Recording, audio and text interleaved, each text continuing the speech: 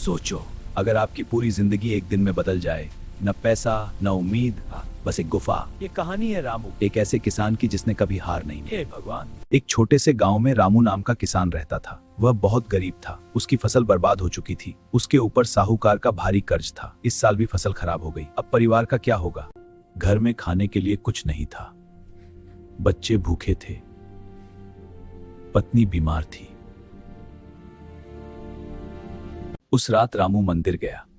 उसकी आंखों में आंसू थे, लेकिन दिल में उम्मीद। मैंने कभी किसी का बुरा नहीं किया, बस एक बार मेरी मदद कर दो। गांव का साहूकार श्रीलाल बहुत लालची और निर्दयी था। उसे गरीबों पर जरा भी दया नहीं आती थी। रामू, 7 दिन में कर्ज चुका, वरना खेत और घर दोनों मेरे हो जाएंगे। श्रीलाल जी, थोड़ा और समय दे दीजिए।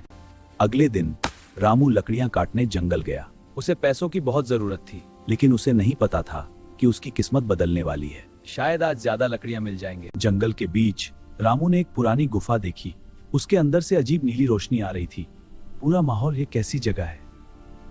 मैंने इसे पहले कभी नहीं देखा।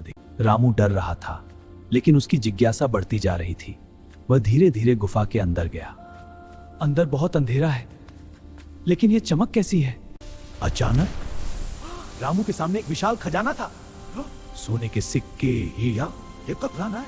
हीरे और चमकता हुआ सोना। लेकिन अब रामू के सामने सबसे बड़ा सवाल था, क्या अगर मैं यह खजाना रखा थी तो मेरा परिवार बच जाएगा? लेकिन क्या यह सही होगा? रामू ने सब कुछ अपनी पत्नी को बताया। उसकी पत्नी गरीब जरूर थी, लेकिन ईमानदार थी। जो हमारा नहीं, वह कभी सुख नहीं देता। सही रास्ता चुनो। तुम सही कहती हो। अगली सुबह रामू ने गांव वालों को सब सच बता दिया। सभी दोस्तों उसकी ईमानदारी देखकर हैरान थे। रामू, तुम बहुत ईमानदार इंसान हो। कुछ ही देर में राजा के सैनिक गांव पहुंचे। उन्होंने खजाने की जांच की। रामू, तुमने ईमानदारी दिखाई है। राजा रामू की ईमानदारी से बहुत खुश हुआ। खजाने का आधा हिस्सा रामू को इनाम में दिया गया। यह इनाम तुम्हारी ईमानदारी से अपना कर्ज चुका सके। उसकी जिंदगी बदल चुकी थी। धीरे धीरे श्रीलाल की सारी बेईमानी सामने आ गई। गांव वाले बहुत गुस्सा हुए।